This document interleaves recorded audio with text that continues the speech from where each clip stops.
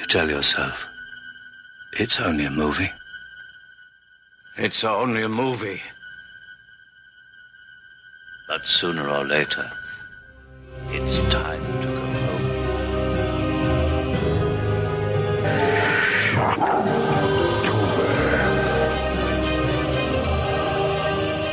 Welcome to Film Strip. I'm Jay. And I'm Brian. And we're here to review the 2018 version of Halloween, starring Jamie Lee Curtis, Judy Greer, Andy Matichak, Will Patton, Haluk Billinger, Toby Huss, and James Jude Courtney. Directed by David Gordon Green, released in October 2018 on a budget of $15 million, grossed over $150 million at the box office, and was met with a ton of critical acclaim. Now, Brian, when this movie came out, you and I were on podcast hiatus from Film Strip. But we had reviewed all the previous Halloween films, and people can go back in the archives and listen to that. It's one of my favorite movies of all time. It's one of my favorite series. I'm a total sucker for it. So I was down for Halloween, and I remember thinking, I'm so excited to be able to just watch a Halloween movie and not have to think about reviewing it. Mm-hmm. And so we were texting back and forth, man. I was totally hyped up for this thing when it came out last year. Yeah, I mean, this is one I didn't actually see in the theaters or anything like that. And in fact, I didn't even see it until we decided to revisit this and relaunch the podcast because, I never really thought about it. I have the soundtrack, believe it or not, which I think is amazing. But I didn't really feel the need to see it, especially after your first review, which maybe we don't need to talk about right now. But, it kind of swayed me into I'll maybe get it one day and watch it then. But I'm actually kind of surprised. 15 million was all they had for a budget. Well, the interesting part here is that Halloween franchise that was owned by Dimension Films and all this fell out of their hands because they didn't make another sequel. When we recorded our last podcast, they were on the docket to do Halloween 3D at that point. Mm. They were going to pick up the Rob Zombie storyline, but he wasn't going to be involved. They had different people involved. That fell apart. And then the rights came up for review, and Blumhouse, the, people that brought us The Conjuring and Paranormal Activity and dozens of other cool horror movies, Sinister, all that kind of stuff, bought it up because Jason Blum really wanted to own the Halloween catalog, and he wanted to make another Halloween movie. He's buddies with Jake Gyllenhaal, who is they call it the unofficial godson, but he's really close to Jamie Lee Curtis, just has been for decades. And he told her, you really should do another Halloween movie. You really should think about doing it. Jason's got the rights now. You should really think about it. And she said, well, I'll only do it if Carpenter's involved. And he was like, I ain't interested in none of that. He said, but I'll do the score, which got people interested. And then they went to Danny McBride and David Gordon Green. Now, if you know Danny McBride from anything, have you seen Your Highness or, Eastbound and Down or any of the other comedy stuff, Vice Principals stuff that he's involved in? No, I can't say I have. No. He was massive in comedy, and I only knew him sort of tangentially from that, but he was in Alien Covenant too. And on the press tour of that, word got out that, hey, you're writing the next Halloween movie with David Gordon Green, who was sort of this auteur filmmaker that had come up and then had started doing big budget comedies. And he said, yeah, I'm real excited to do something that's different, that's not comedy. And when Jamie Lee Curtis met David Gordon Green and him, she was sold. She was like, yep, I'm down. Let's do it. And they planned out to do it on basically the 40-year anniversary of Halloween. And then there's more to the production of it. But when we last left off, I thought we were getting Halloween 3D, and I didn't know what that could possibly be. And neither did the studio. And so they let it go. And so it ended up in Blumhouse. But the thing you got to know about Blumhouse, all that long story is to say, they don't put a lot of money on the front end on movies. But they make a boatload on the back end. Well, and it's just Jason Blum's just got a thing. And the way they do that and they get big name stars to be in it is they give you executive producer titles and basically points on the back end. So they pay you scale on the front end, but then you make a lot of money if the movie's a hit. On the back end. Way to do it. Yeah, it's a smart way to do it. You churn out a lot of product that way, and they use the revenue from it to make other movies, some of which are better than others, here and there. But Blumhouse got a hold of this, and I was excited about that genuinely because I like a lot of what they put out, and I think it's fresh. And I thought, Dimension's had this long enough, and chasing another rabbit hole is not something I'm interested in doing with them. So if they're going to go, back and do something new and fresh, I was game. I was interested to see what could happen. I think it's fascinating. honestly would have loved to have seen what any kind of script to a follow-up to the Rob Zombie versions they would have had, because them was some screwed up stuff. I mean, yeah, they left that in a weird place. They did, and I think that, I highly recommend going back and listening to our reviews of those, because I think I still hold to this day that everything that happened in that movie was all imaginary in the second one, and that she had been in an insane asylum the whole time. But whatever. I mean, if you listen to Rob Zombie, he'll tell you that that's the last thing she thinks about before she dies, because everything you see happens on screen and everybody gets shot and everybody's dead. That was the other problem the studio had, is everyone's dead. Well, literally dead. Things, yeah. So, yeah, it's hard to pick up from. I mean, there was one script, Brian, going around that Michael Myers was going to be in prison and about to be electrocuted, and something went wrong with the electric chair and he got out. And I'm like, oh, that would have been awful. And then there was another one where they were going to retcon more of it again and go back, and he was in prison and was going to break out, and it was all going to take place in the prison and the prison hospital. And I was like, didn't we already do that? And so they could never get it together enough to do it. I mean, they had the stars, Scout Taylor Compton and Tyler Mane, signed up and ready to go, but again, Malika Akkad, who is still involved with this, that says that he could write a book on like all the bad Halloween pitches he got and said no through the years. And I would actually like to read that. I imagine it would be pretty funny, because I mean, it's a profitable franchise. Horror is in a renaissance right now, so I get why you would want to do it. But if at the chance of getting your big star back, and the fact that she wants to do it again, Carpenter's somewhat still involved, but I mean, really all he's doing is he's doing the score, and you mentioned it. That score is awesome. And, we can get into that more as we get into the film, but, yeah, you've got a lot of the pieces back in place to do Halloween 40 years later. The problem is that you've already done this once, and you did it 20 years ago. You got to remember too that Carpenter was forced to do a sequel that he didn't want to do. So this is kind of like a throw everything out the window and tell the story the way that it should have been the first time, maybe. I don't know. Danny McBride says that he looked at Halloween as the choose your own adventure horror series, because there's so many places you can go to. And what he and David Gordon Green and Jeff Fradley, their co-writer, realized was there's no way to satisfy everyone and also pay honor to it. So why don't we just go all the way back? Because one thing that has remained consistent through the decades, John Carpenter has always copped to the fact that making Laurie and Michael brother and sister was a late night binge drinking, desperate attempt to try to come up with something else to do for a sequel. Mm-hmm. And everyone involved with the movies since has always said that's the biggest anchor to try to deal with and drag around with this series. Absolutely. Is what do we do about this family connection? I mean, think about it, all of them are really about that. Yep. And so to go away from that completely is not a bad move. All right. On surface and in principle, like I get the idea when that first came out, that news that they broke, like this is going to be a sequel to Halloween 1978. And no, they're not related. And everything else that has happened since then is now part of a different timeline that you can go and enjoy, but we're going to pick up and do something different.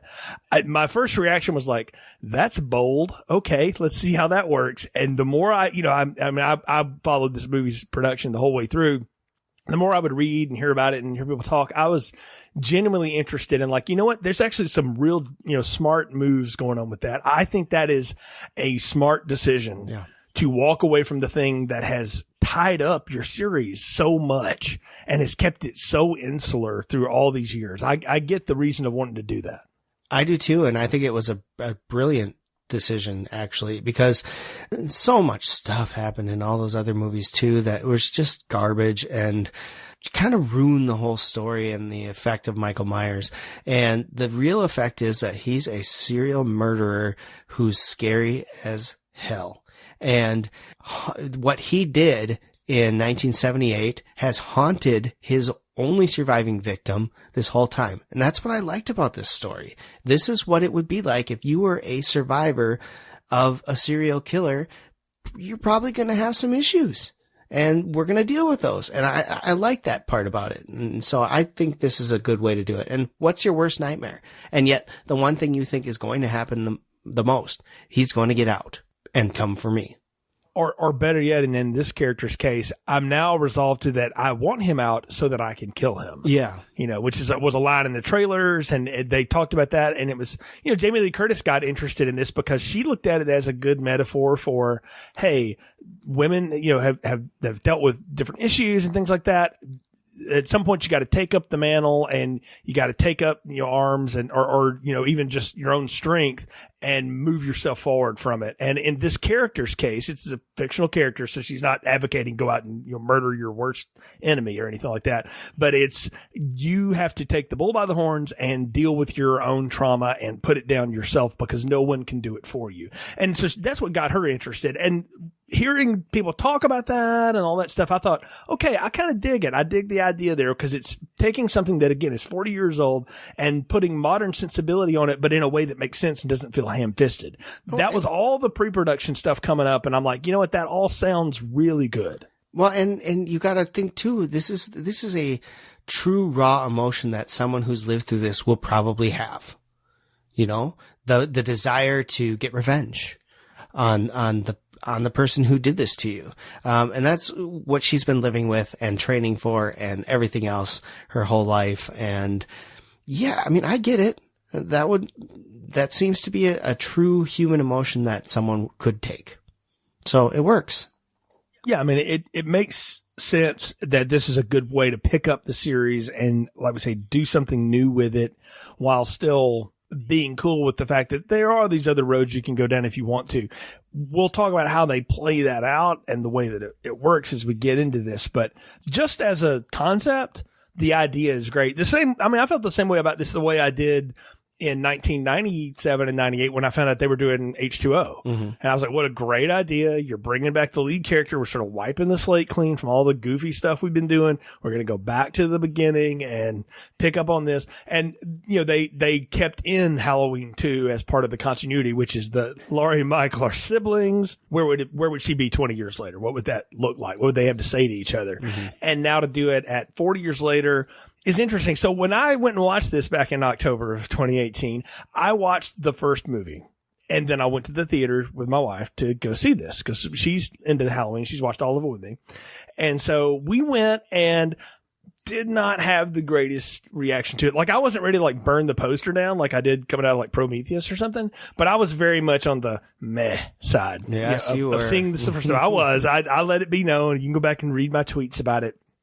Or Brian can just expose all of my old texts that I sent about. But I was very, and then I said, you know what, I'm going to try it again. So I just went and saw it again on my own, like a week later. And I softened on it a little bit, but I still felt kind of the same. And I hadn't gone back to this one since. The funny thing is I remember almost everything about it. Like it's very smart in the fact that it's a pretty contained and simple story again, so it's not hard to pick up on stuff. I don't know that I got anything different out of it, having now seen it again, almost a year later here for this review. But I debated on do I even want to own this thing? And after I only bought it to own it again for part of this review. I hadn't added this one to the collection since the last time that it came out. Well, that is fascinating. I bought it because it was really inexpensive on Blu-ray. And so I thought, well, why not? I was going to just go look and see if I could watch it online or something, but when I looked it up online, I saw the price and I was like, shit, I'll just buy this, right? And so yeah, I mean, I have all the other ones from our previous retrospective, so why not have this one too? You got to complete the catalog. It's like your favorite band puts out a really crappy album, but you have the rest of them. You still go buy the crappy one, right? Like Van Halen 3? Well, if you're a true Van Halen fan and you're a Van Halen nut, absolutely, right? So for me, it's like if I look at AC/DC, right, my favorite band of all time, I'm not a big fan of the album 74 Jailbreak. There's some good tunes on it, sure, but it's just kind of there. And so I rarely ever play it. But I own it on CD. I own it on vinyl because it's a part of the collection and I want to have it. So with Halloween, we know that's your favorite, movie franchise probably ever. So you should own it, even if you don't ever watch it again. It's like, do you sit and watch Season of the Witch all the time? Probably not. I actually more often than you would believe. That is really sad, Jay. I'm really sorry for you. But no, there's a cult following to that film now. But you know what's funny though? You mentioned that the funny thing about this one is it's the only one I own digitally. Okay. All right. I have all of them on DVDs, before I even have some old VHSs of a few of them. But I skipped the Blu-ray world. So I just have all the DVDs, but I hadn't added this one in, but I bought it digitally because it was cheaper. It was like $5 to add it to my Vudu. Sure, why not? Right? Whatever. And then I got a deal to buy the original Halloween for like $8.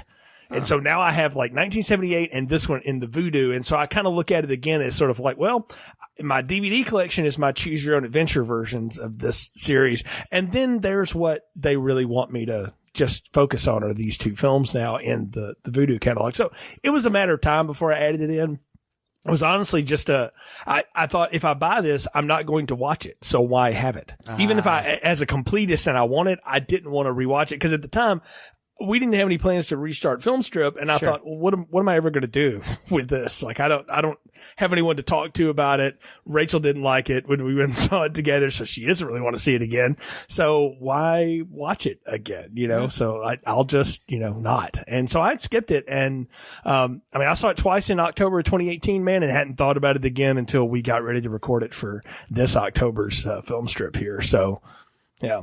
Well, why don't you, Jay, go ahead and give us a plot summary of this awful movie, according to you? That was awful, but we'll see. It's been 40 years since Michael Myers escaped from Smith's Grove and returned to Haddonfield. And after he was shot off the balcony by Dr. Loomis, Myers was captured and returned to confinement where he's been ever since. Laurie Strode's had a hard time dealing with that attack in the aftermath of her friend's murders and her stalking.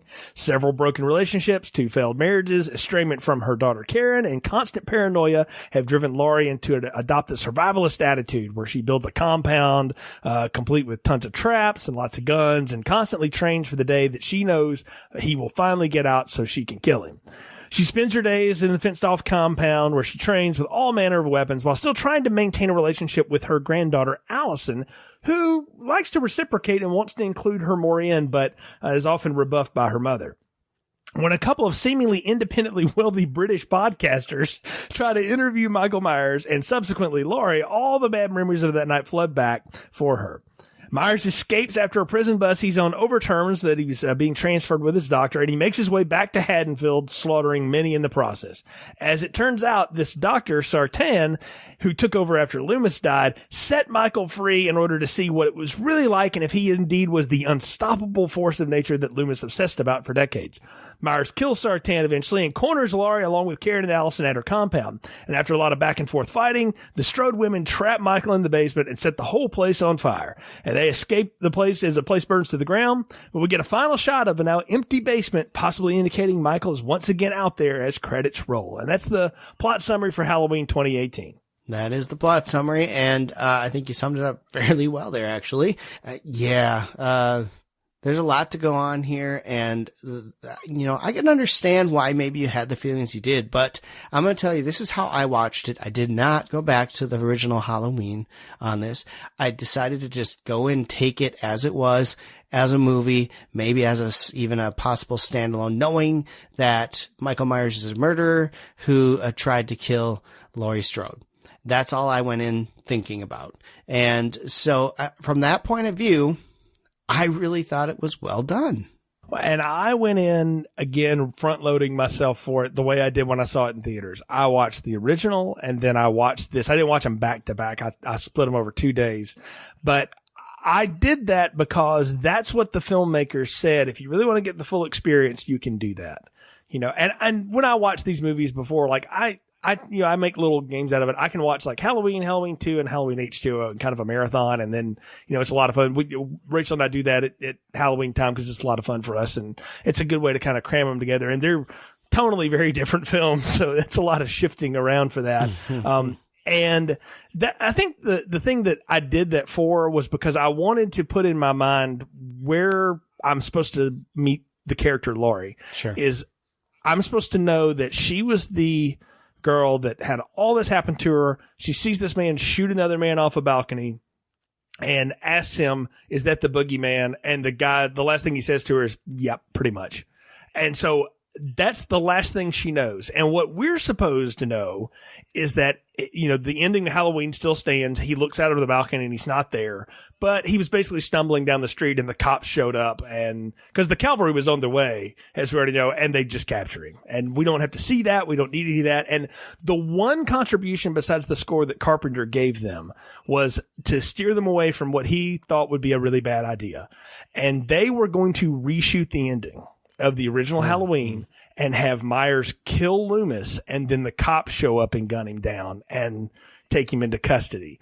And what Carpenter told him was, if you want to erase everything after that first one, go for it. But it's probably better off to not touch that, because in the first minute of the film, you're stepping all over everybody's memories of the series. And now you're stepping on the thing that is sort of center sacred.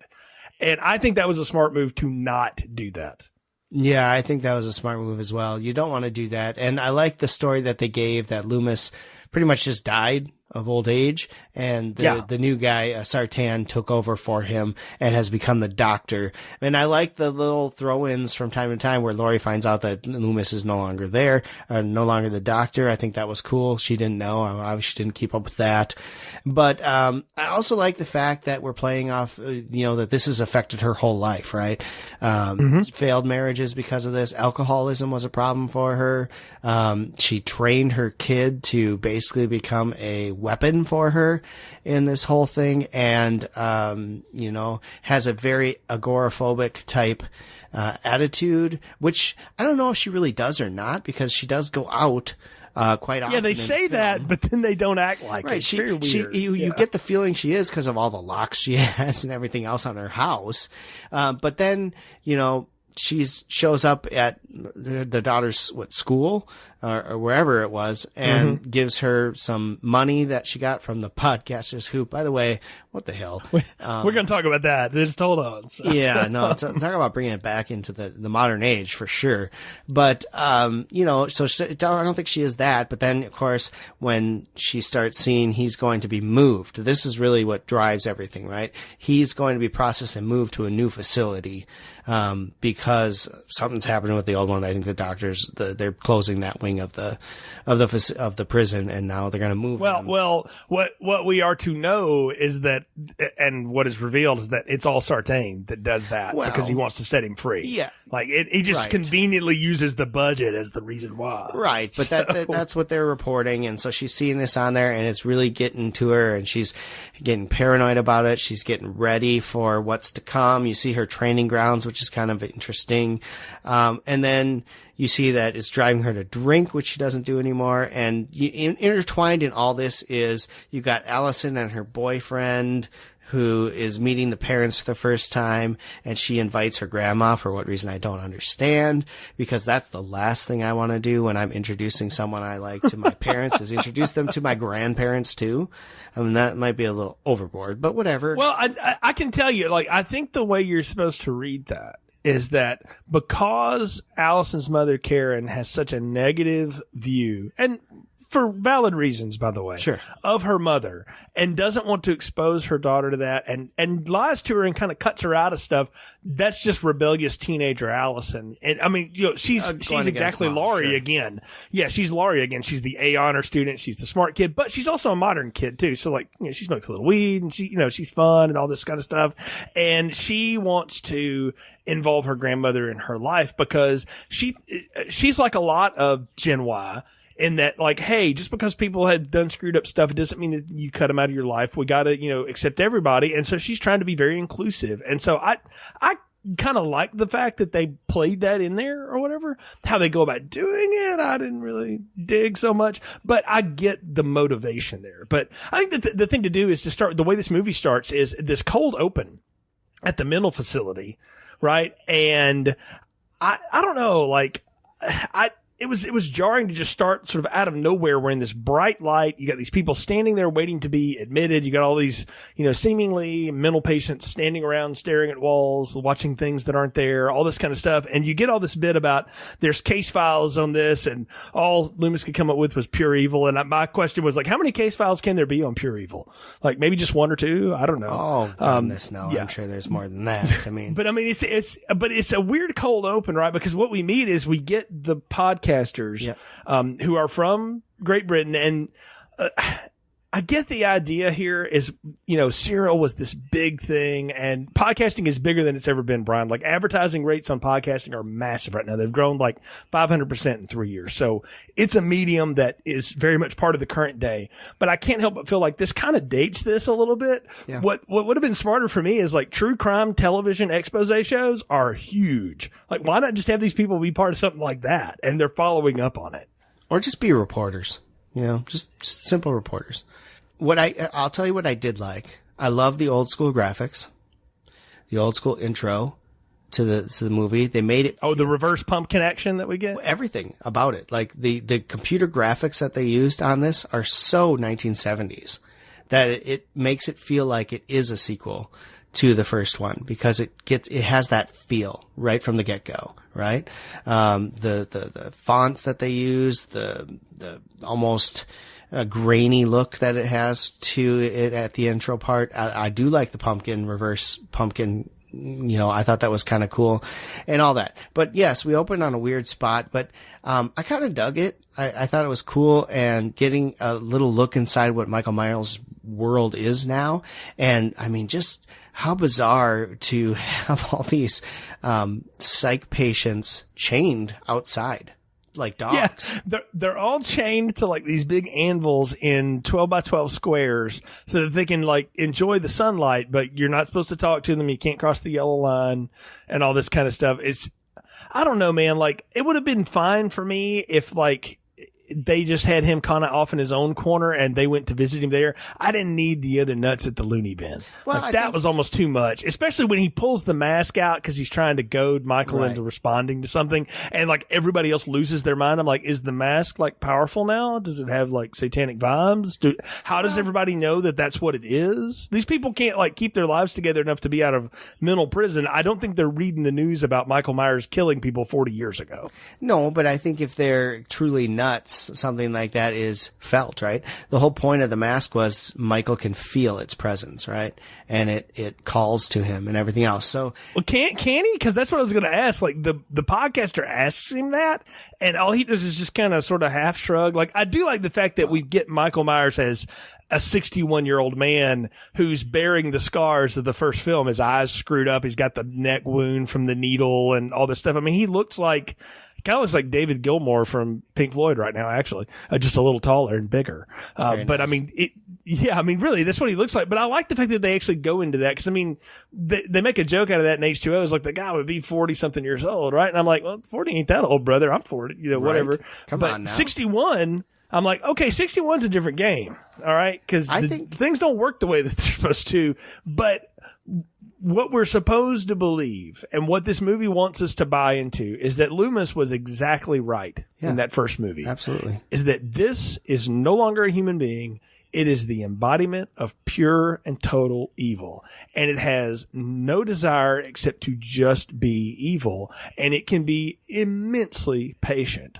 And so the fact that he doesn't react to the mask and stuff, I like. I just thought it was weird that everybody else was. Yes, but I think that the point is that the psychopaths can sense the prop that drives someone, right?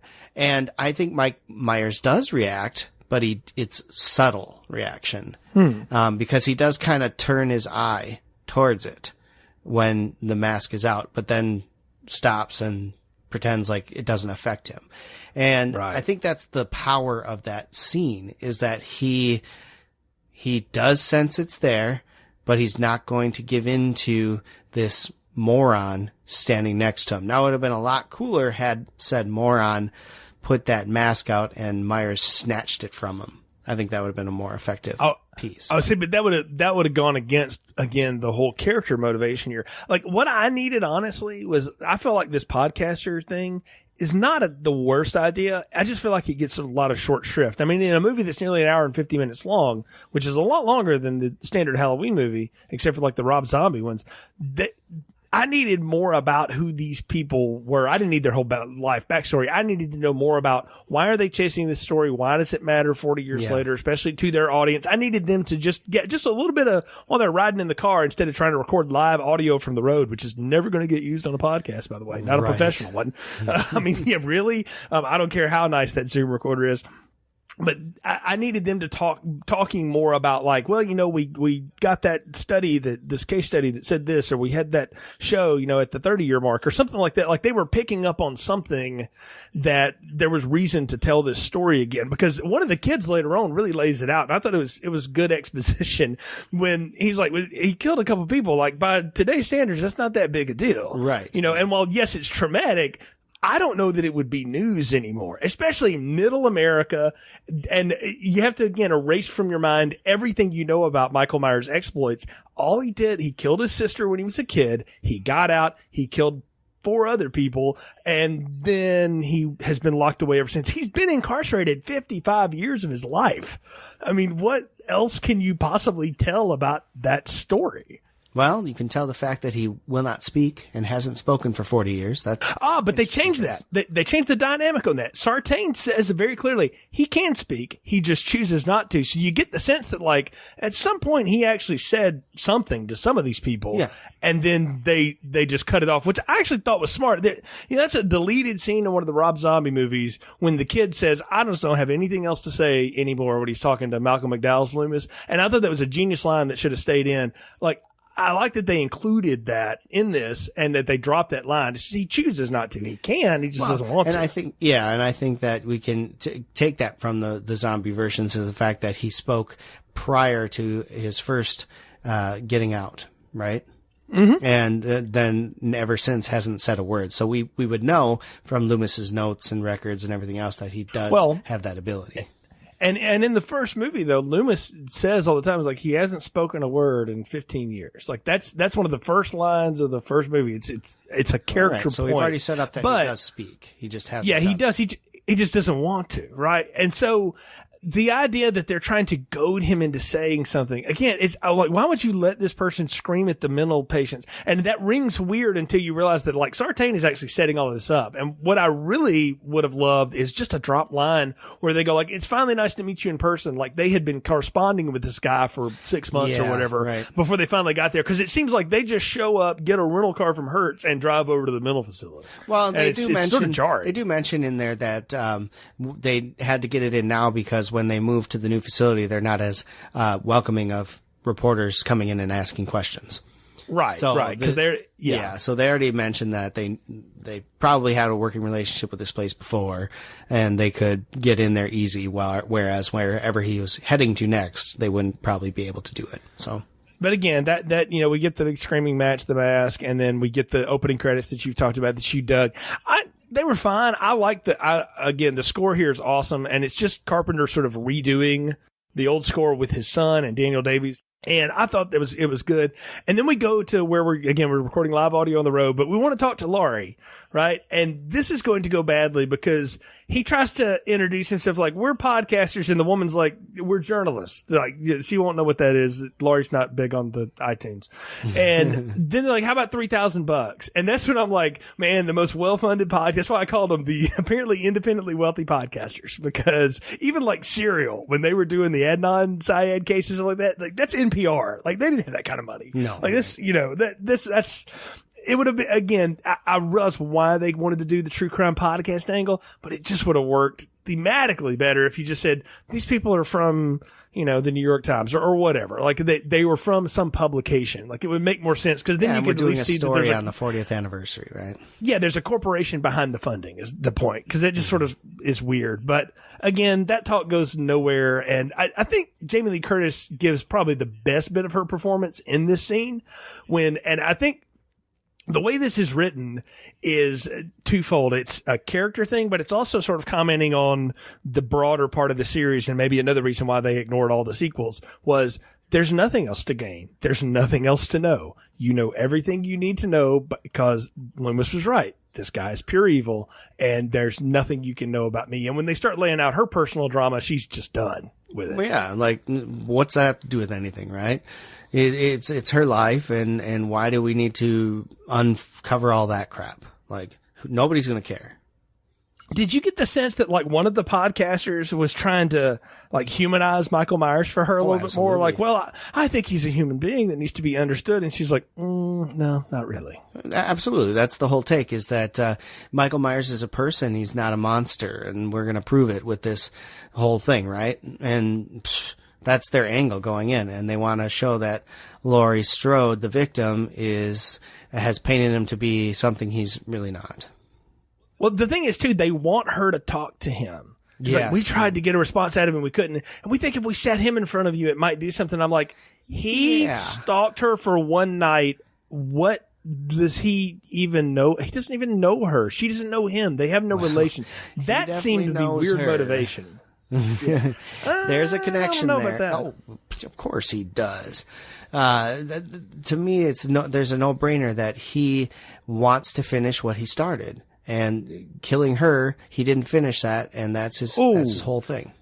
Okay, we're going to disagree when we get to the second half of this movie because I don't think that's his motivation at all. But point being, they're trying to goad her into some sort of a response that they didn't get from him, and they think they can use her to do that. And she, of course, wants nothing to do with that. Well, smartly, by the way, who the hell would? What victim wants to go sit in front of and have a conversation with someone who tried to murder her? Exactly. I mean, come on. Especially after you just laid out all of the stuff this did to my life in the years since. Now you want me to go face that? No thanks. Yeah. Nice try. Get out. Yeah. Give me my money. I'll take my payment now and go. And that's the thing, like the whole payment thing, it seems like so like, well, 5 minutes is worth $3,000. But then the next thing when we see her, she tries to give it to the granddaughter. Well, yeah. We've got to introduce them next. We get to meet daughter and granddaughter and weirdo dad. Holy cow, right? Man, that dude is good. Toby Huss, I know, I liked *Halt and Catch Fire* for the season I watched it of it. He's good in it.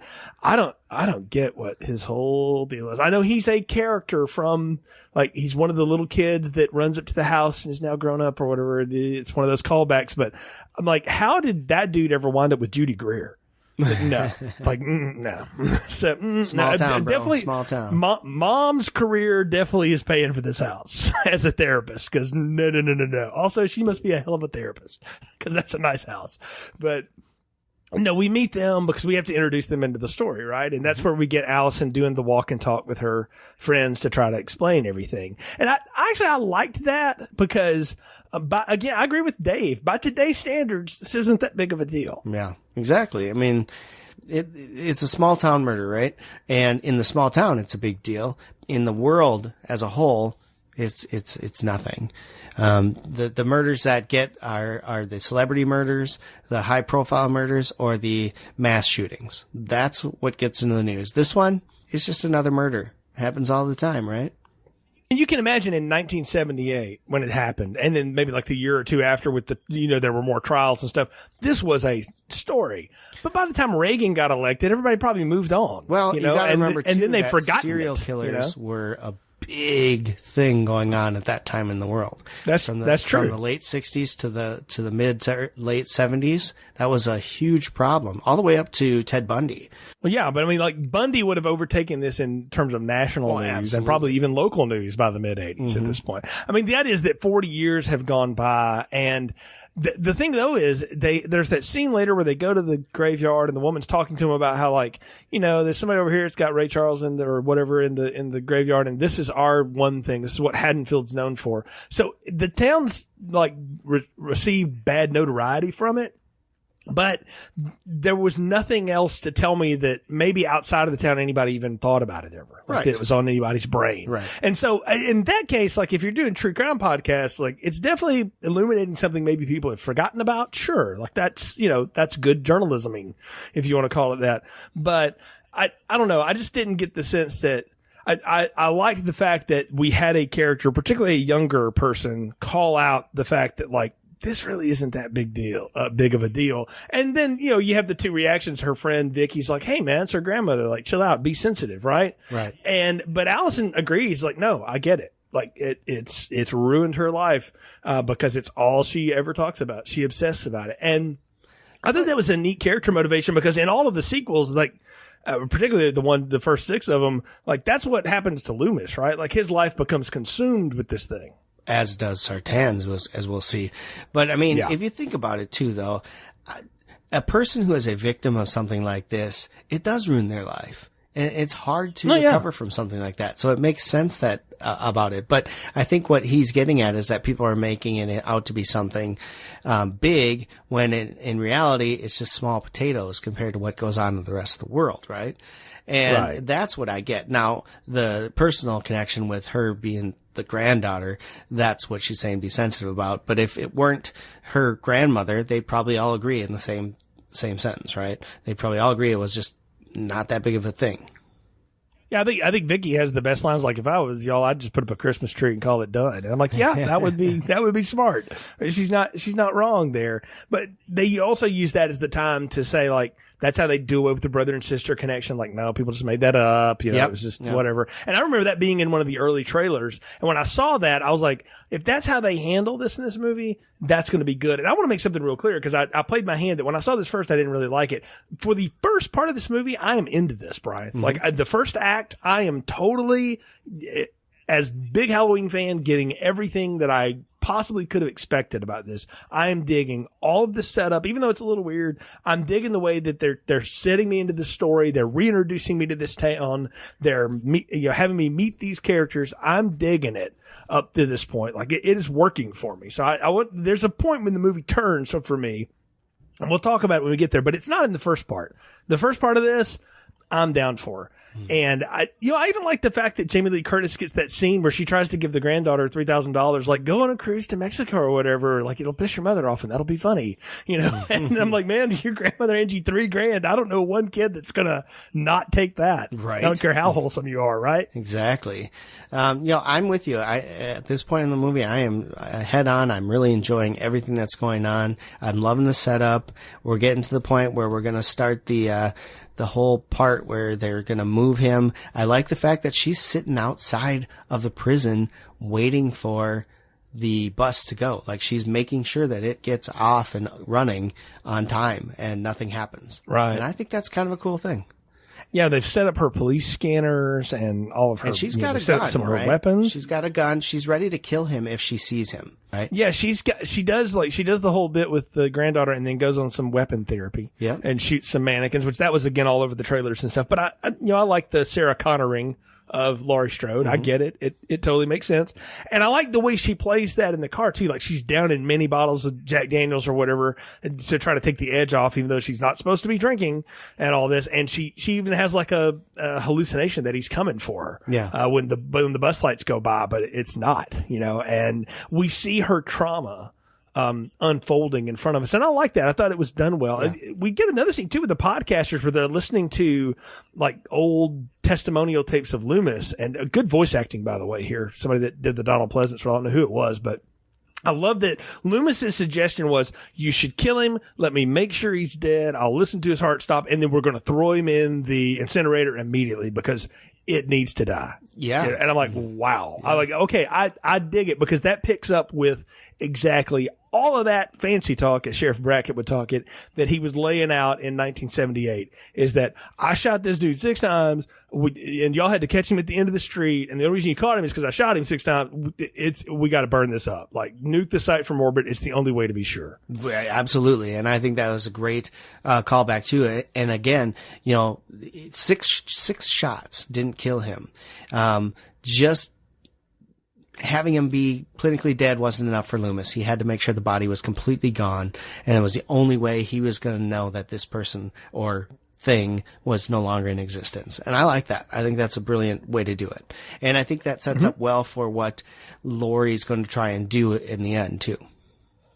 Right. Yeah, it does make sense for how she wants to know how to take him out, is you've got to utterly obliterate him, which is what we've known.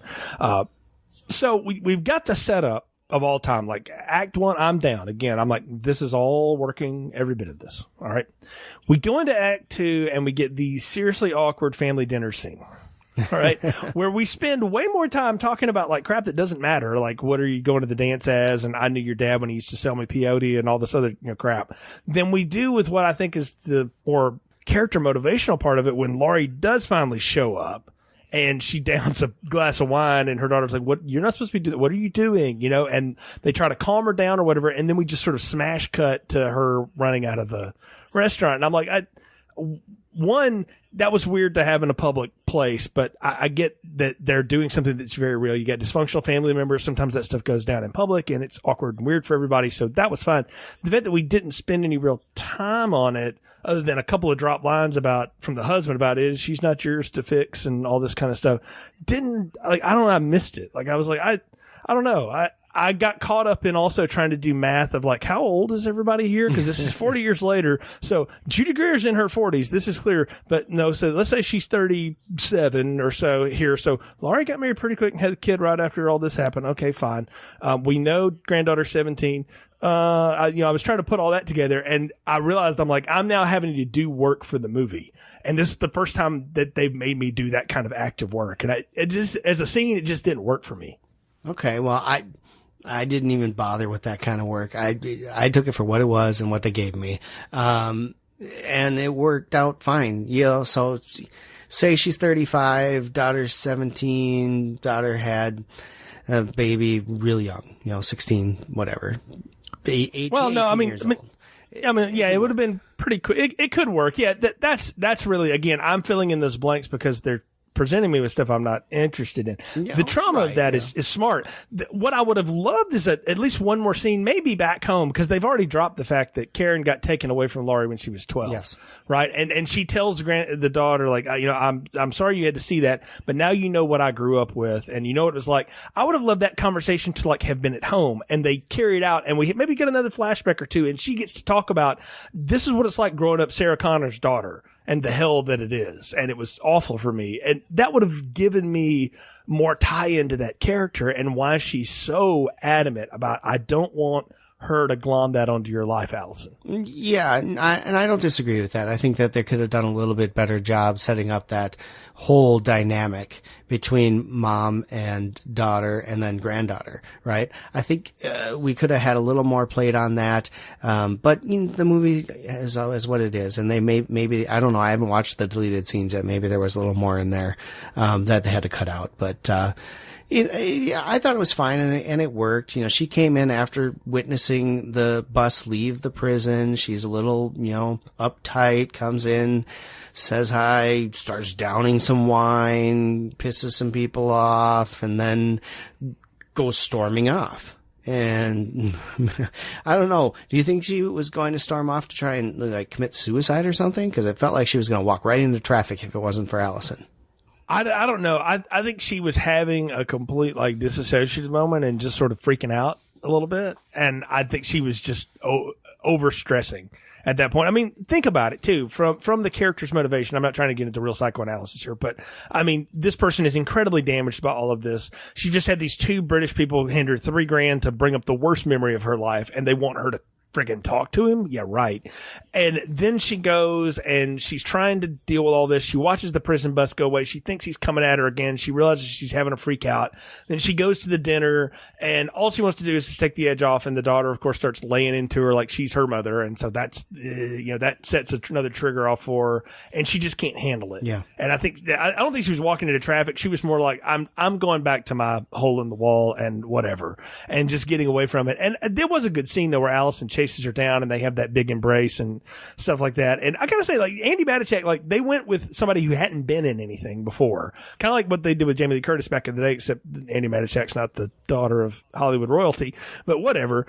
I actually think she does a pretty good job. Like, she's not bad for a, fresh green actress. I think she's like 25 when she made this movie, but she plays an older teenager, mature teenager. I get it. I think she has the appropriate emotional response for her character and her generation. She's well written. I mean, it's the one thing to say about this script, like the three dudes that wrote it, the, stoner Gen Xers did a pretty good job of capturing Gen Y's reaction to stuff. Yeah, I agree. I think that they did a really good job, and I like the actress's portrayal as well. I think she does a really good job in here on all aspects, from her horror scenes to everything that they do. The kind of high school romance that she has going on with her boyfriend, seeing what goes on at the party later, all that stuff. I think that she does a really good job, and so if this is the first thing that she's been in, props to her. That's pretty good.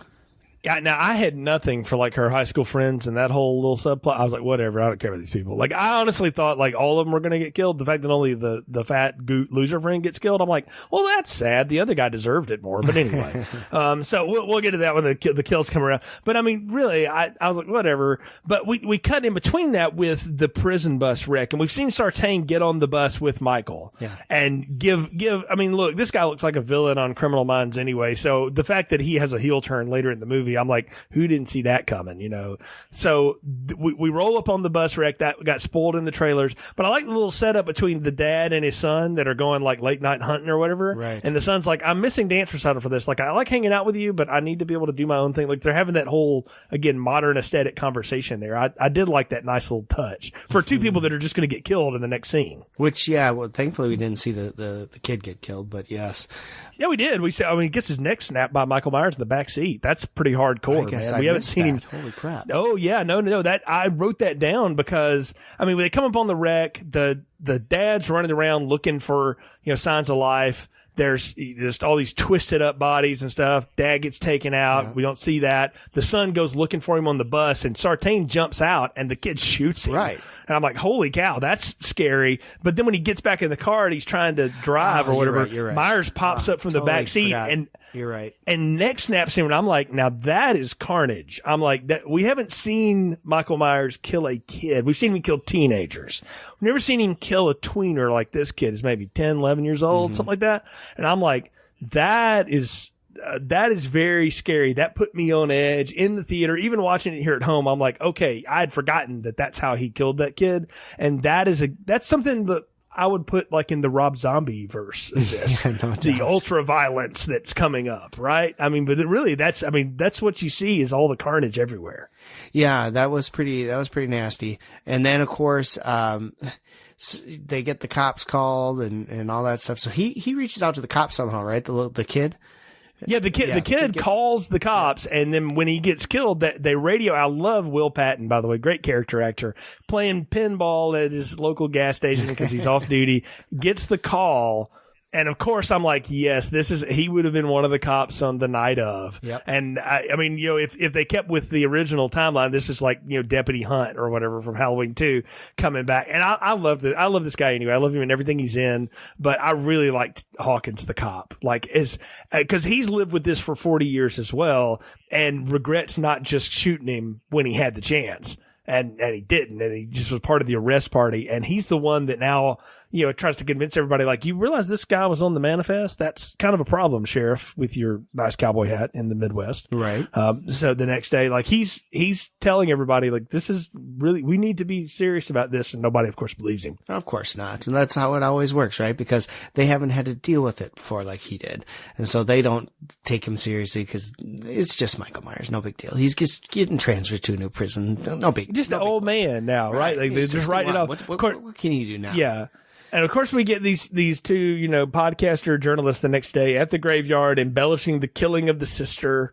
We hear every gory detail about the knife hit her spinal cord and all this. I'm like, man, come on. Right. But having listened to a lot of true crime podcasts, that's what they do. And I thought, like, okay, we're making a statement about the sensational true crime journalism of the day. What is funny is Michael is like watching from the graveyard, and the caretaker, it doesn't go like, hey, y'all know that dude over there in the prison whites? Cause I don't know him. So, this is very, I don't know. That was almost too much for me. I was like, yeah, whatever. But that's because he is following them because he's stolen the vehicle that the other people were in. He follows them to the gas station where we get some serious ultraviolet Rob Zombie stuff here. But the thing is that we get a mix though, because I don't know if you noticed or not. I thought it was really smart the way that you've got these two people walking around the gas station, and in the background you see Michael Myers walk by somebody and just start beating the holy hell out of him. And you realize that's whoever he's stealing the jumpsuit from, right. or whatever. And I'm like, okay, the fact that they're not showing us all of that it's just sort of happening around us, that's homage to the past. I get that. That's smart. It looks cool. It also sets up that in the 40 years that this dude has been back in prison, he's obviously been working out a little bit, because he is strong as a bull, man.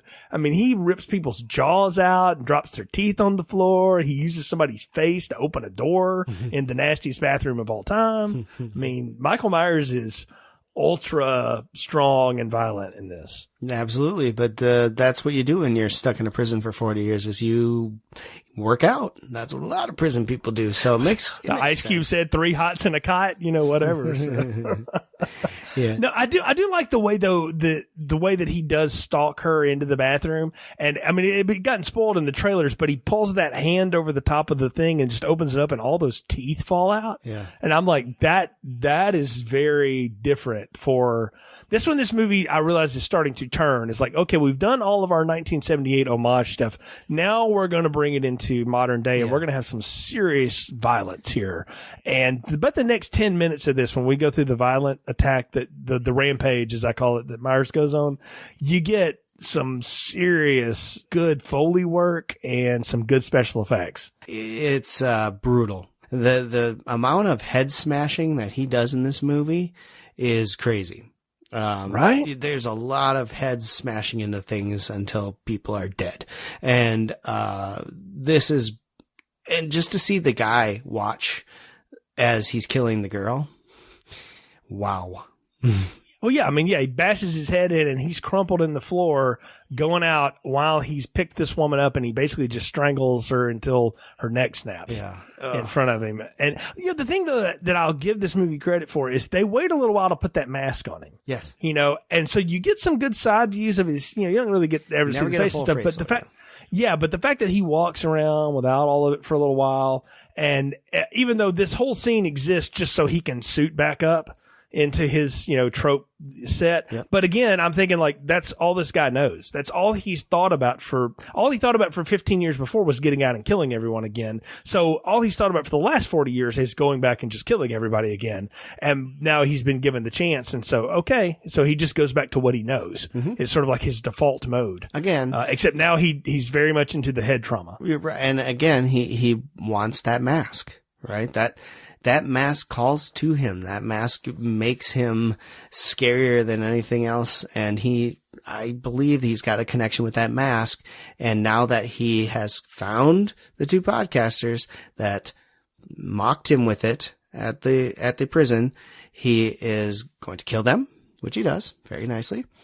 And then he's going to get his mask, which he does. Right. I mean, it's a pretty cool scene when he pulls it out of the trunk and puts it on, even though it looks like it's, from a different movie or something. But they did a great job with the mask this time. It looks very much like the original in the Halloween 2 mask. Maybe some of the best mask work they've had in a while. That's one of the things that the sequels all suffered from was, varying of the mask. But this one looks pretty good, and they did a good job with it. And it's like when he gets that on, it's, that, okay, he's in full on killer mode at this point now. Yeah. And he's taken out, all these people at this place. And we even see the cops show up later, and they're, Hawkins knows exactly what's going on. He's like, let me guess whose, number that prison issue thing that you just dropped in front of me comes from. Yep. That's from Michael Myers. So like, he knows what's up. Oh, absolutely. And, we get this weird scene though, where we flash to Laurie having broken into her daughter's house. So when she comes home, she pulls a gun on her, because that's a good way to convince somebody to buy a security system. And she's just making sure that daughter has kept up her training, which obviously she has not. Sure. But I think the reason is because she knows Michael Myers is out.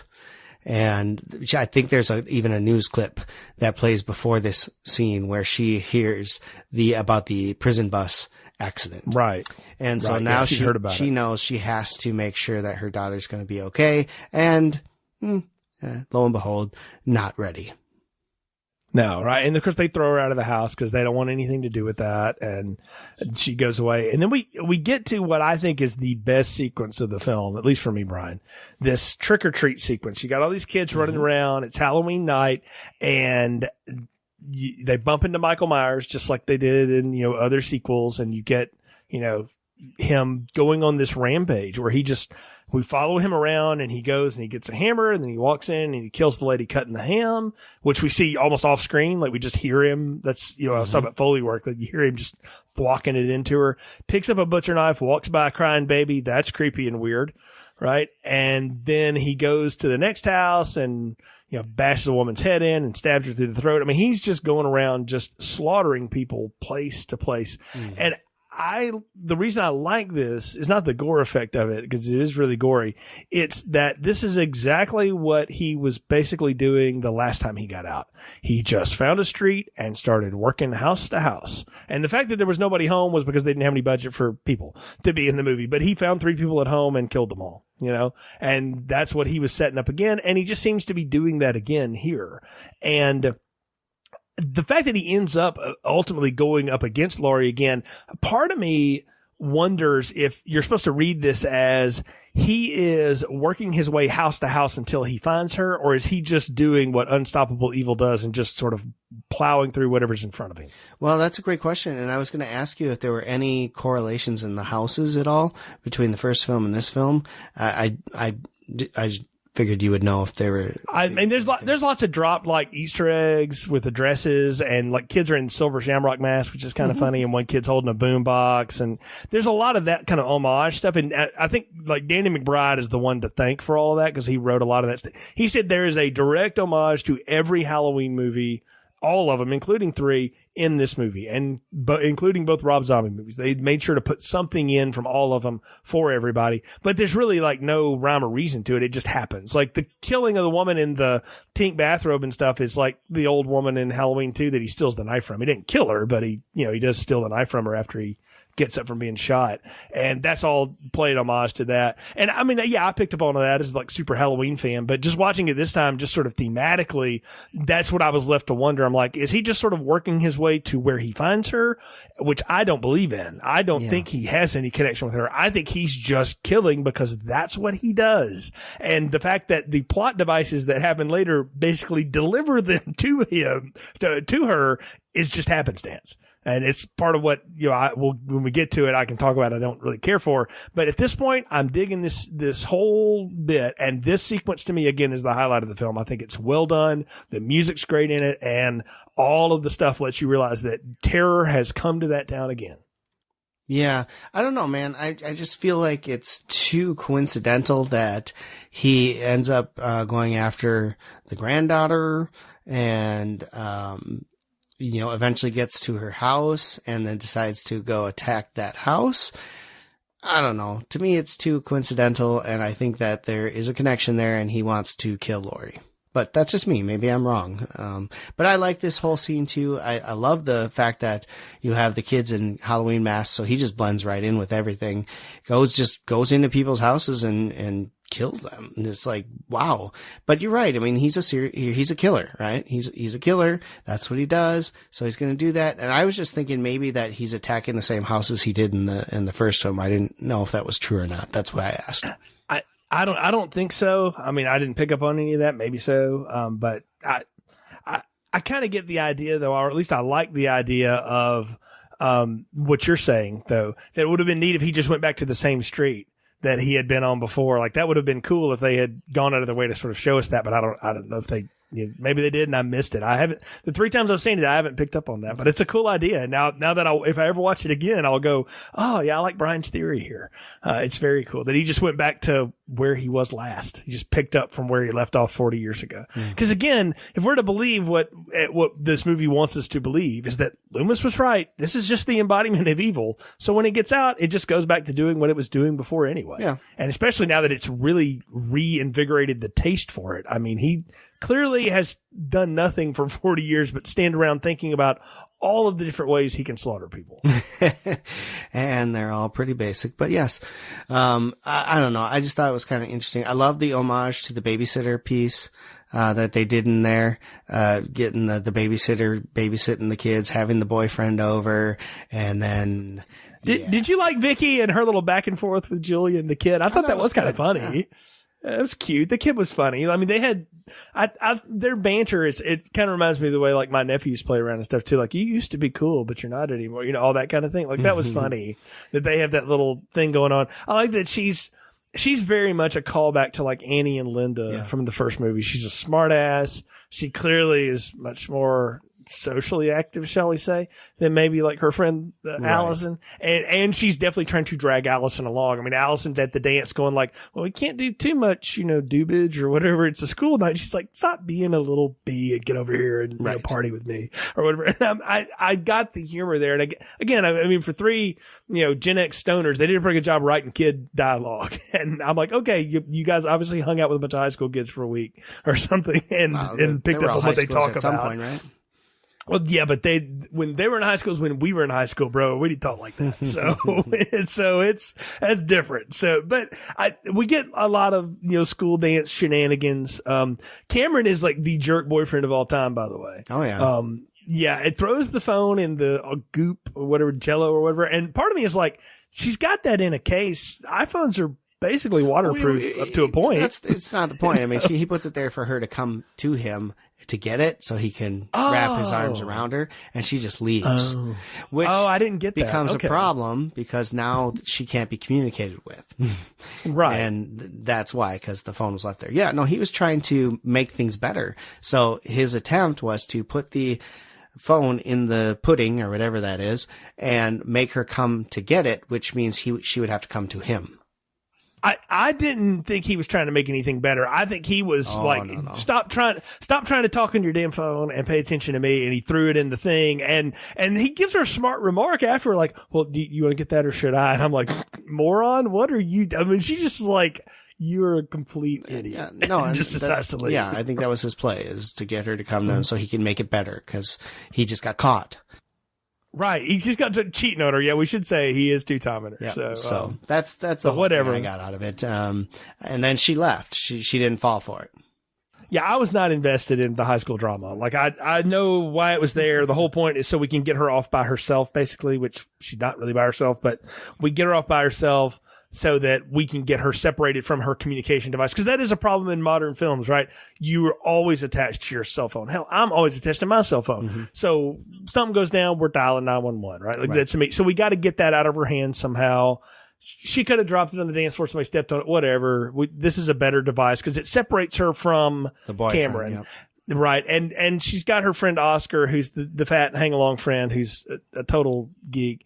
As Danny McBride says, it's me, but nowadays. And so, which is kind of funny. And of course, he tries to make a move on her, which she's like, no, that's not going to happen. And, blows him off. And at least he does apologize, he sincerely apologizes. Like, I'm sorry, I was really drunk. There's all these girls grinding up on me and feeding me guacamole. I don't know how to handle this, and I mean, it's not an excuse, but it's kind of funny. The thing is that they undercut all of that with when you see Myers standing in the background of the place wherever he's falling down on the ground. And I like that too, though, because I like the fact that he thinks it's the guy who owns the house and he's apologizing to him for being in his yard and trespassing, and he'll leave, don't worry. And I like how they played that off. I thought that was really well done. Like, he had no reason to think it was Michael Myers, right?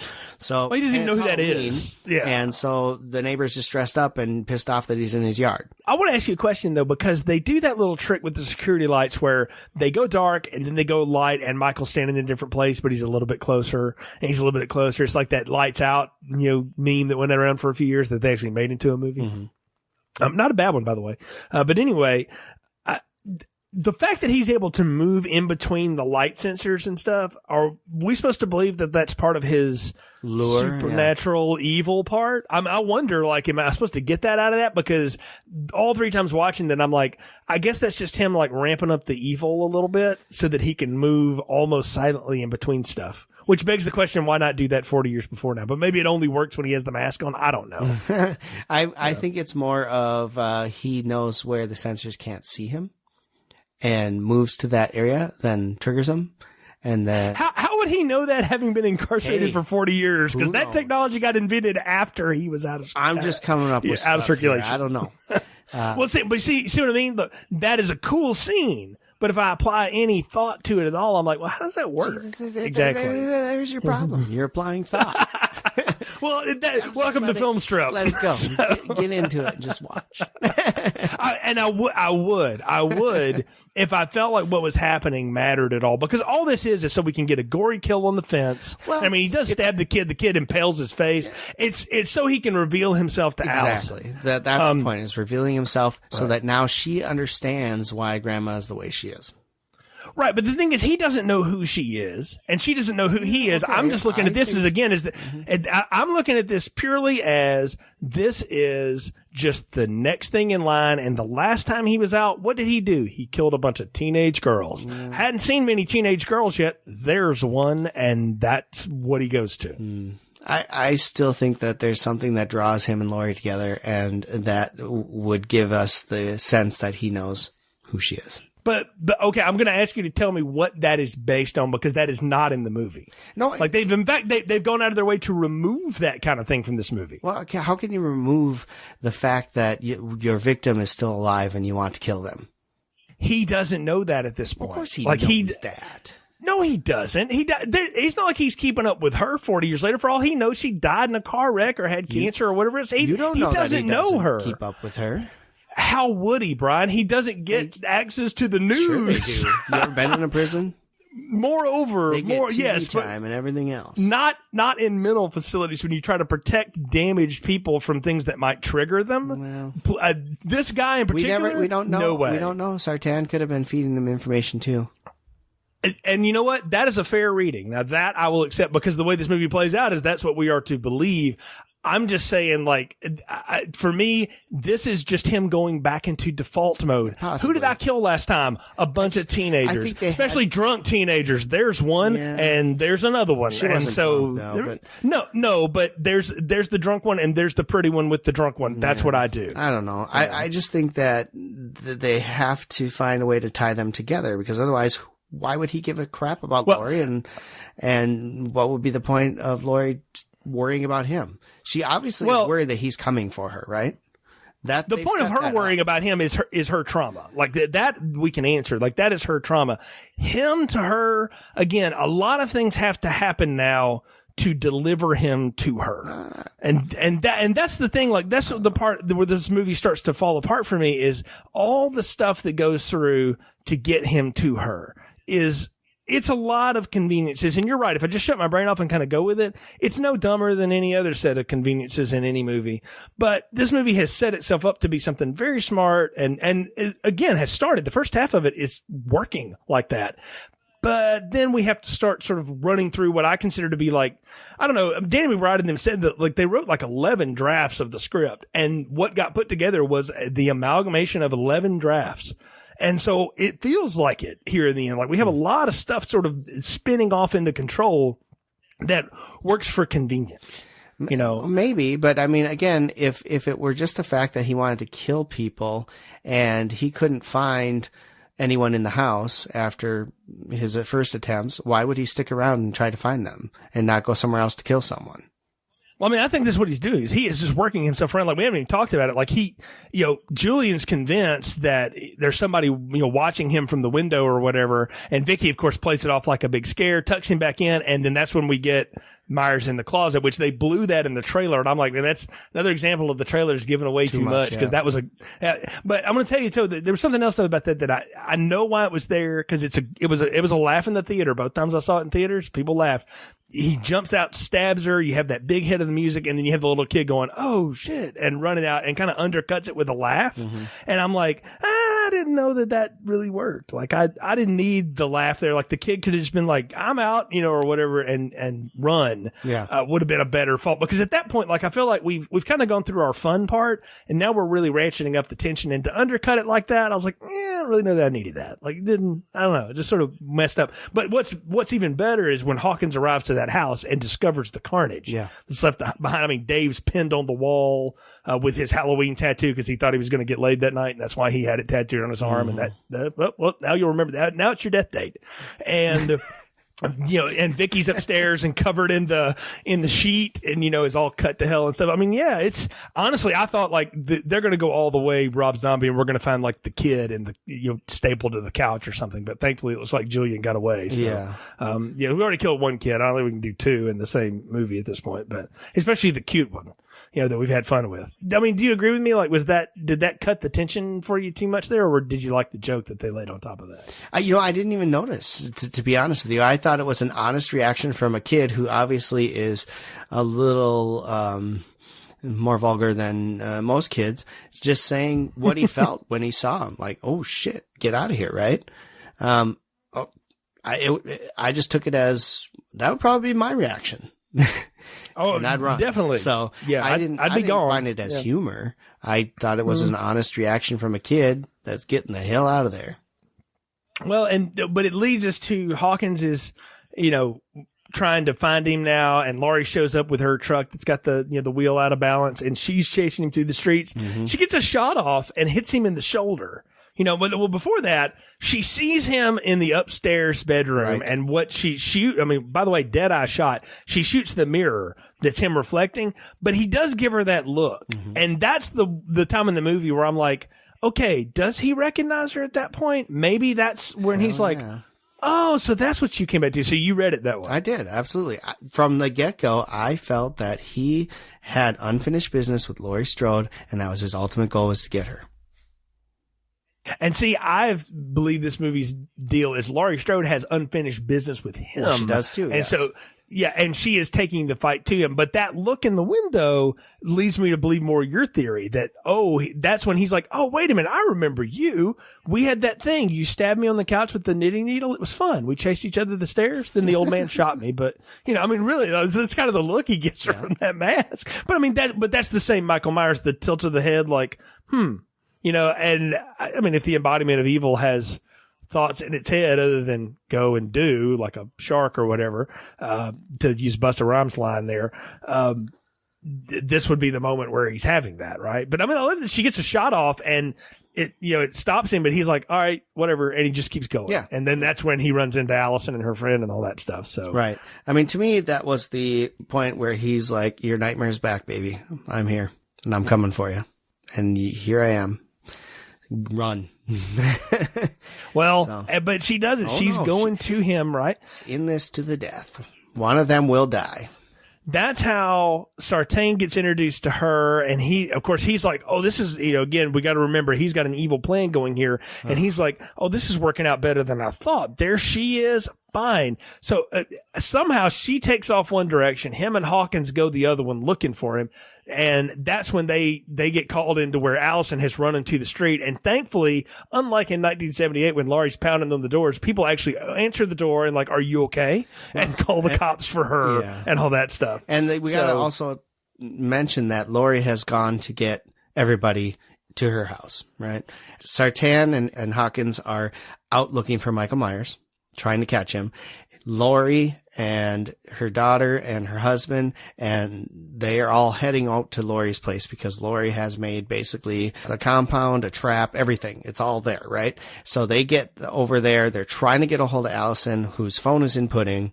And so she's not answering, obviously. And they're telling the cops are actually not even looking for Michael Myers. They're looking for Allison to bring her to Laurie. So they're getting ready, and we're introduced to what Laurie, what we saw earlier was that, she was taken away, and we're finding out the reasons for it because now they're getting ready in the compound to take on Michael Myers.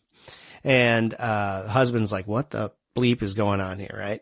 Yeah, like you talk about the most useless character in this whole thing. Like, I know he's there for comic relief or whatever, but even when he dies later, like no one even asks, like, "Where's my husband? Where's Dad?" They're like, "Oh, whatever." I'm like, they don't even care. Yeah, good point. Yeah, I think she asks one time. And that's after Laurie already found out he's dead. Anyway, so we got everybody locked. They're in the basement getting ready to go. She's pulling out all the big firearms. She's got this cool little device that turns an island into a stairway going down, covers it back up. It's kind of a neat little setup that she had going on there. And then, we see that, they find Allison, but also Michael Myers, and Sartain says, "Don't hit him," and Hawkins runs him over, right? Well, yeah, Hawkins is intent on, like, I let him go all those years ago. I'm not doing that again. Right. They find him, they run him down, but then, of course, we get Sartain's heel turn, where he pulls out his magic pen and, flips the blade out of it, which I'm like, man, that's a Spencer's gift waiting to happen. And he stabs poor Hawkins in the throat and then stabs him again. And he's rambling on this whole time about how, like, he's just as obsessed with Michael Myers as Loomis was in all those now forgotten sequels. Right. And he wants to know what makes him tick. Like, I got to see it in action. He wants now to know that I've how seen it. Feels. Like, he's right. And he even says that. He's like, so that's how that feels. And up to that point, I'm like, okay, it's kind of dumb, but fine, whatever. We're going to go. I'm going to go with this. Yeah. It's when he puts the mask on and stands up. I'm like, okay, now damn it. Much, now right? I was like, no, we don't need to do that. Yeah, like that was dumb. That was dumb. That wasn't totally not needed. You get the feeling that Sartain believes that if he kills someone, in this case, Hawkins, if he kills him, then Michael will respect him, and they'll be peers, and they can figure out what's going on together. Right? That's you want to know. You want to know why that's not going to happen? Because obviously Sartain does not have the Cult of Thorn tattoo, so that's number one. He's not part of the group. All right, and you can't jump in on that high level. You got to start lower. Okay. And secondly, he's a short, pudgy, foreign man that cannot move around very fast. He's Dr. Loomis again. And that's why I want to ask a question. Like, I know they wrote it out because of Donald Pleasance's been dead for decades. And so out of respect for that, they wanted that character to have died too. And granted, he was supposed to be 50 something in the first movie. So he would be very old at this point. But even if you had just played a little retcon game and said, no, he was 40 in that first movie and he was 80 now. What if this was Dr. Loomis doing this? How would you have reacted to that? I wouldn't have liked it. Personally, because really? No, I don't need the Doctor to become evil. I just don't. And Loomis was really a cool character, and I don't think it would have been cool if he became evil. Yeah, can I tell you, I totally agree with you, but in an early draft of the script, that's what they were going to do. Well, and I'm glad that they decided to throw that part out. Thankfully, they decided it was a bad idea. But can I tell you, the whole Doctor being evil thing here too is a plot convenience, because what happens, and we'll walk through it here in a little bit, but he basically gets Michael and this girl closer to Laurie because he's like, I'm going to wherever she is because I got to get these two in front of each other, because just like the podcasters that are now presumably dead, I want to see what happens when I get these two in the room together, right? Yes. And so he's trying to facilitate that too. So he only exists really to get Myers out of prison and to deliver him to Laurie Strode. Absolutely. And yeah, and I don't know, for a movie that had set up so smartly, to have sort of a dumb convenience like that. But you gotta find a way to get him there, right? Yeah. So, and he knows where it's at now because they made a whole plan to bring Allison to Laurie. So he knows where to go, and, running him down, a great idea. But putting him in the back with Allison. Yeah, she's traumatized now. Wow. Yeah, forever. What a dick move. I know, right? Like, and could have put her in the front seat at least. Myers is like in recharge battery mode or whatever he does when he's, hit by cars and things like that. But clearly he's not totally out. No. And what I will say is Allison is smart, because she realizes, like, I got to get out of this car. I get this guy to stop this car. And he keeps obsessing with, like, he doesn't ever talk. Or he said something to me. Right. I'm like, okay, that's my out. I'm like, ooh, smart girl, clever. I like it. And what gets me, and I only caught it this time, oddly enough, is when he starts going like, what did he say? Did he say the sister's name, Judith? You see Michael's hand kind of crumple up, like, excuse me, You don't get to say that word. I get to say that word. And he's put the mask back on, and that's when he starts kicking Sartain into hell. Dude loves to knock people's faces off. Well, and not only does he just bash his head into the car, he pulls him out and then gives him the old curb stomp. He gives him the Rob Zombie, like, curb stomp. Like, that is, again, that was straight out of, like, the second Zombie, Halloween, where the guy gets curb stomped in the stripper parking lot. Yeah. It was kind of nasty, but what I didn't like about it is they made it look like his face was smushed completely and splattered all over the place. And He has like spaghetti. right. Yeah. But then when they show him later, it's just like normal. Yeah, it's almost like it reinflated, Right? Or So it's whatever. like, I know. At least Allison's smart enough to start running off through the woods while the sandwich cops are trying to figure out what's going on there, because they recognize it's Hawkins SUV, Right. so they're like, "Come on, you old flake!" That's the other thing too. Like these cops are dumb as Dude, hell. no. But again, homage to every Halloween was in this, and that was the homage to Halloween 5 and the two beat bop cops that are walking around in that movie. So thank you, Danny McBride. We needed that callback. Yeah. So well, they couldn't have just had some girl like Tina running through the street for a second. Yeah. That would have been okay. And here's the other thing too that kind of bugged me about this whole scene. Now, obviously, Allison gets out. Now they're Right. 200 feet from Laurie Strode's house. Well, I took it as like they were like her compound was several hundred yards off the road, and they were just on the main But road. I thought they were sitting right outside the driveway.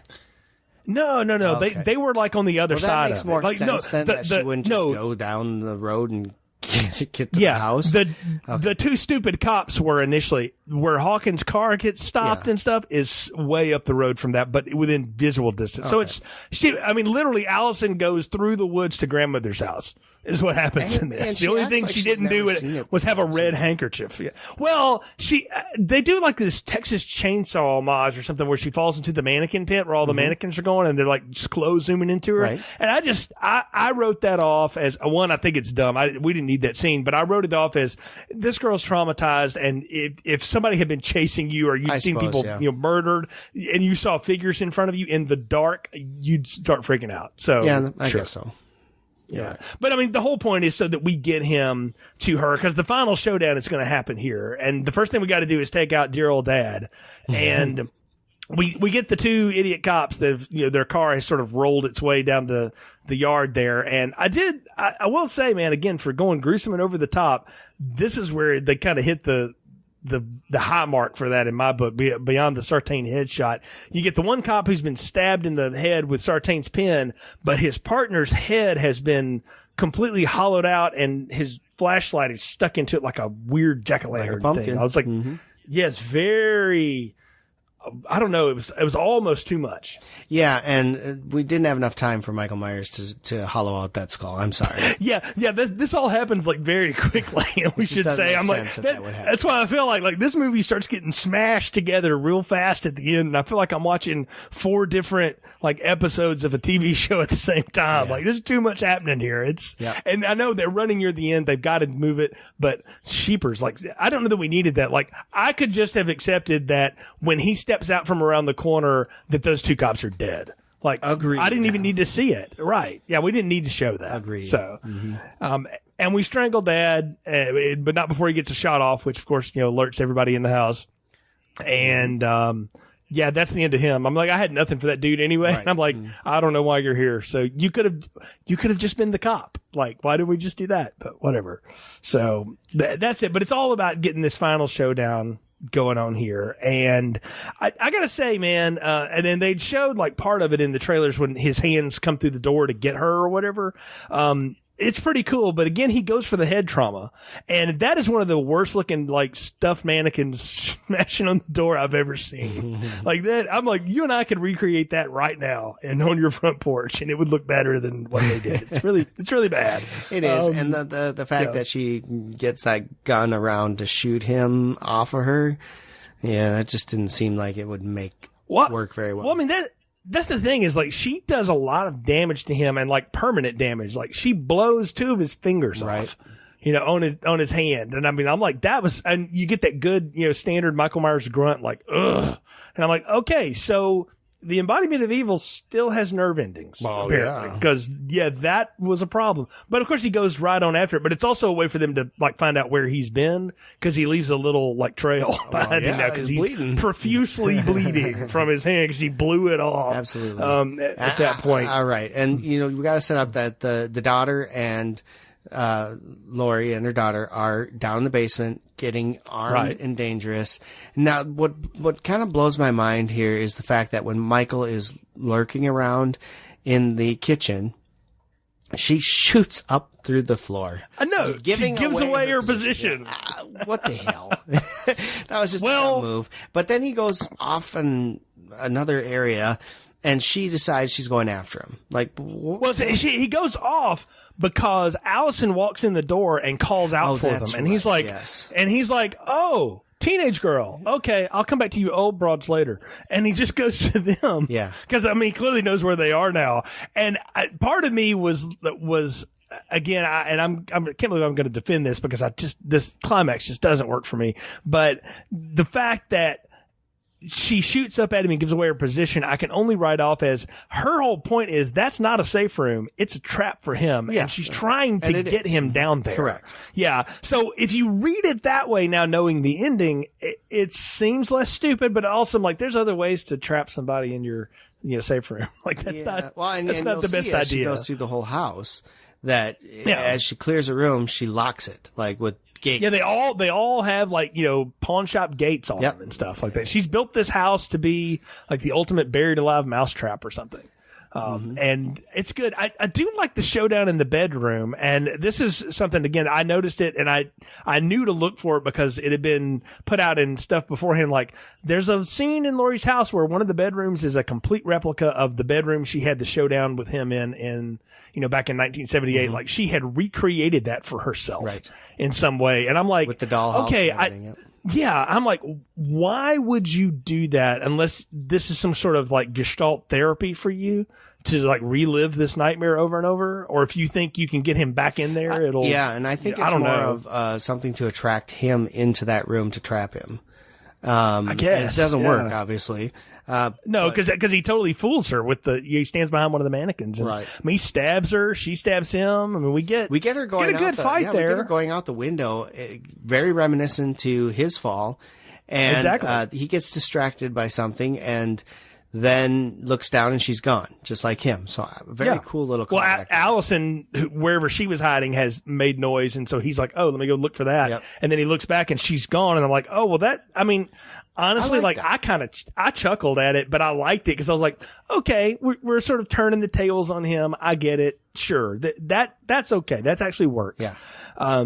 We get back where, of course, from, now he's stalked down and mom has come up and grabbed daughter and they're down in the basement and he knows that the kitchen island is the door. So he rocks it off of its hinges, of course, but he does the Michael Myers thing. He's not just standing there. He's hiding, right? And I gotta say, like, Judy Greer, this is a pretty boss move here to start whimpering and crying, like, I can't do it, I don't know what I'm doing, and he comes around the corner and then she's like, gotcha, and she just blows him away. She doesn't blow him away either. It's Laurie that blows him away. I know, but like she shoots him in the neck and then Laurie comes out of the shadows like, he did in the first movie and stabs him and hits him with the freaking frying pan and that's when he goes down. Yeah. I liked the Karen part of that. I really did. I got to tell you, I did not like Laurie coming out of the shadows. It looked so like, the way that the reason that first one worked, it was just a light bulb on a dimmer and it was so simple. That looked so like her face was CGI'd into like a fake background. It just looked bad. Okay. It didn't work for me. I like her. I mean, it would have been better if she had just come around the corner and hit him with a bat or something. Like I didn't need her to completely recreate that whole moment for me. Okay. Well, I didn't mind it. I thought it was a good way to do it. And I didn't think that Karen even shot. I thought it was all Laurie. I didn't realize that she shot Karen is doing all that crying, and then when he, shows himself to her, she straightens up and is like, "Gotcha." So in other words, all that stuff she was trained for. Shot. She shot him. Okay, cool. No, she shot him, but that's supposed to be the whole bit of all that stuff she tried to avoid for 20-something years after her life or whatever. All came back. All came back to her, and she went right. She did exactly what she was supposed to do, and so she shoots him. They get him in the basement. There's a little tugging back and forth, but they finally lock him in there. And then, we turn on the gas. And I think Carrie gets the best line though, too, about like, it's not a safe room. It's a trap. Yep. Like she helped build it. Like she knows, Oh, yeah. And he's trapped there and they light the gas up and they throw the flare in and he just stands there like, okay. I mean, like, well, what's I don't know. Do? That just, I don't know. I mean, the guy who's like used people's faces to open doors, he might try to, I don't know, get out. I'm just saying, like, it's just sort of. But... And here's the thing, though. You got to know this ending was totally reshot. Like, They had another ending where, and it's in one of the early trailers too, where like him and Laurie are having a knife fight on the lawn, right?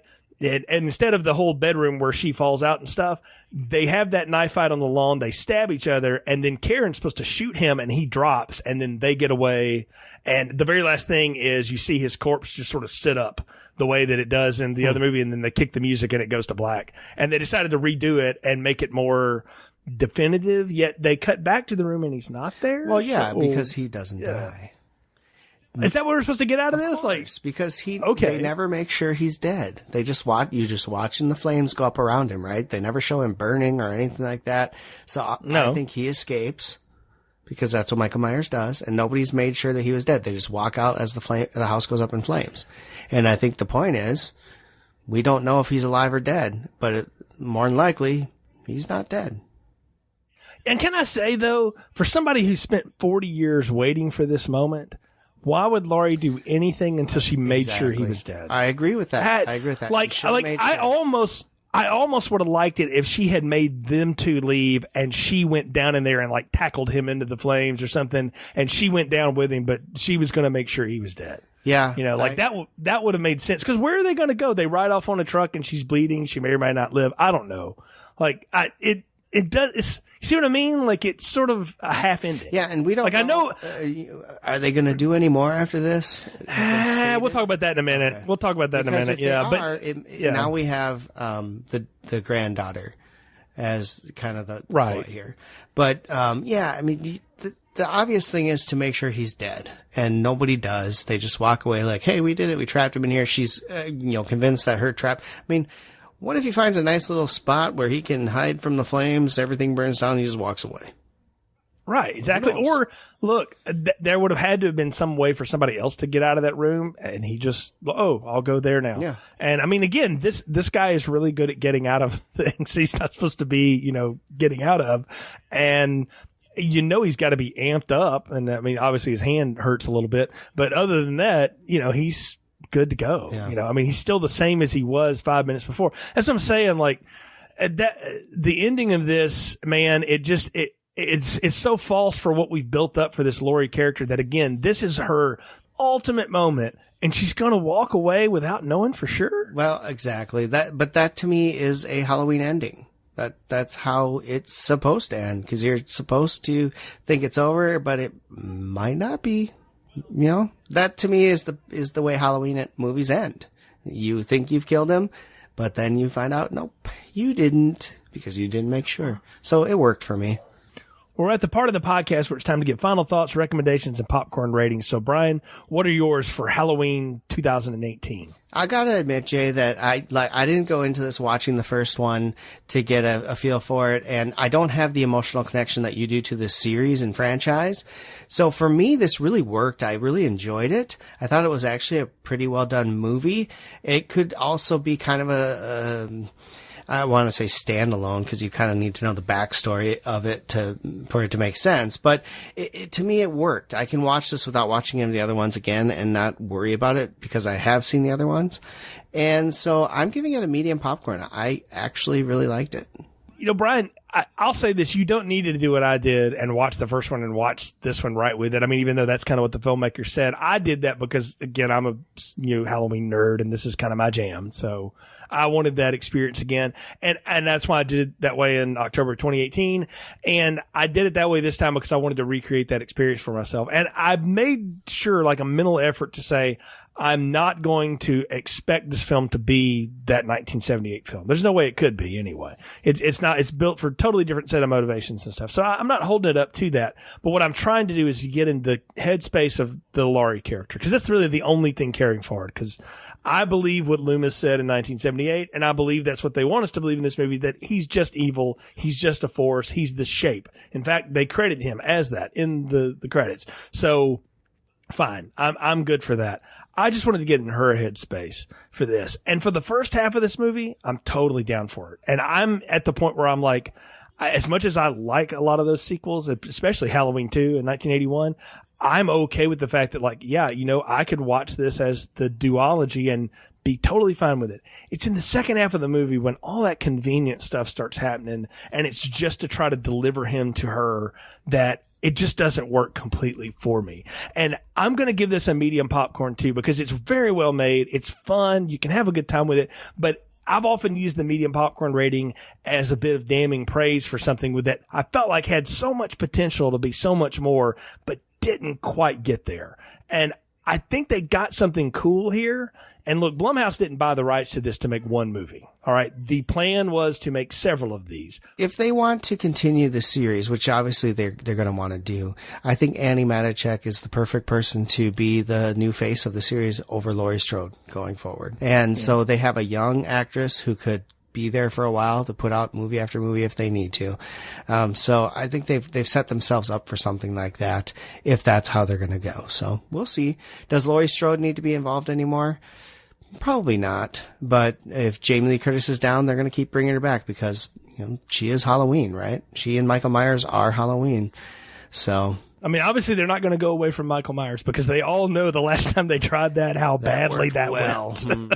It did not work for them, even though that film, again, has a cult status. But Malik Akkad will tell you, he still has production credits and has involvement in these things. He's never going to let them make one without Michael Myers. He knows that's the bread and butter for this. Yeah. They can't, and it makes sense. I kind of want him to go completely away from all of these people. I don't need him chasing the Strode women anymore because now we've just gone right back to where we wanted to get away from anyway. I'd be okay with that too. I think that would be a better way to go about it, and to maybe even have him show up a couple years later in a whole different town completely. Or even if he just showed back up in Haddonfield and they had all gotten on the first train to Clarksville and we're not there anymore. Right. Well, I mean, Lori has burned down her whole life now, like literally in front of us. So there's nowhere to go. But I guess we'll see what they do, Brian, in October of 2020, because they are going to come back with a sequel to this. Jamie Lee Curtis and Jason Blum have come out and announced that they're going to do another movie. David Gordon Green is going to come back as director. Carpenter's even said he's willing to come back and do more score. So we'll see what they've got for us in October of 2020. Until then, that's the wrap on Halloween, man. And thanks again for joining in on this with me, Brian. I mean, folks can go and listen to our archive section of all of our Halloween series. It's one of our bigger horror series that we ever did one year. We started it, I think, like late August and ran it all the way through October doing that. Mm-hmm. And so you can listen to all the Halloween reviews. A lot of other cool stuff we got coming up here on Filmstrip, though. Do check us out, filmstrippodcast.com. You can download us on your favorite podcatcher app. Please leave us a positive review. You can also find us on Facebook. Just search for Filmstrip Podcast, or follow us on Twitter at FilmstripPod. Now, Brian, tell folks how they can find your other stuff in the Brian Vinyl Records and the podcast you do. Yeah, so if you're into vinyl collections like I am and collecting music on an old-fashioned big round ball of vinyl plastic, then you should join me over at Brian's Vinyl Records. You can search that in any of your podcast apps, and you can find that. I do cover a whole bunch of different topics on vinyl records. We do a series, Jay and I, called Tracks, where we break down an album track by track and give our thoughts on everything from song writing to production to, whatever, anything we could think of on a song, we'll break it down that way. And it's real fun.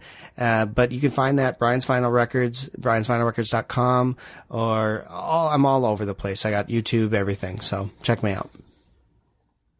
Yeah, definitely check that out. Brian does a lot of cool vlogs where he shows, different records that he's collecting, or even like how to maintain your collection too, which I think is some of the cooler stuff. And then you and I get to talk through some vinyl, of before and even up until now, going through the track stuff. So that's a lot of fun, and people should join in if they are so inclined.